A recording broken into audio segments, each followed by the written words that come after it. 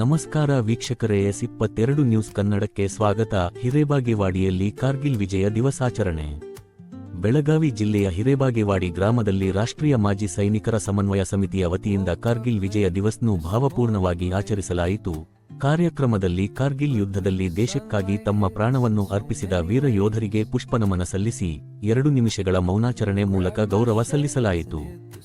ದೇಶದ ಗಡಿ ಕಾಯುವ ಸೈನಿಕರ ತ್ಯಾಗ, ಶೌರ್ಯ ಮತ್ತು ದೇಶಭಕ್ತಿಯನ್ನು ಸ್ಮರಿಸಿದ ಗಣ್ಯರು ಅವರ ಸೇವೆ ಎಂದೆಂದಿಗೂ ಸ್ಮರಣೀಯವಾಗಿರಲಿದೆ ಎಂದು ಅಭಿಪ್ರಾಯಪಟ್ಟರು.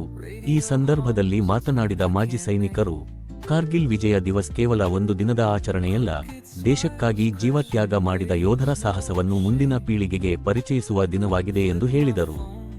ಕಾರ್ಯಕ್ರಮದಲ್ಲಿ ರಾಷ್ಟ್ರೀಯ ಮಾಜಿ ಸೈನಿಕರ ಸಮನ್ವಯ ಸಮಿತಿಯ ಪದಾಧಿಕಾರಿಗಳು, ಮಾಜಿ ಸೈನಿಕರು, ಪೊಲೀಸ್ ಸಿಬ್ಬಂದಿಗಳು, ಗ್ರಾಮಸ್ಥರು ಹಾಗೂ ವಿವಿಧ ಸಂಘಟನೆಗಳ ಮುಖಂಡರು ಭಾಗವಹಿಸಿ ಕಾರ್ಗಿಲ್ ವೀರ ಯೋಧರಿಗೆ ಗೌರವ ನಮನ ಸಲ್ಲಿಸಿದರು.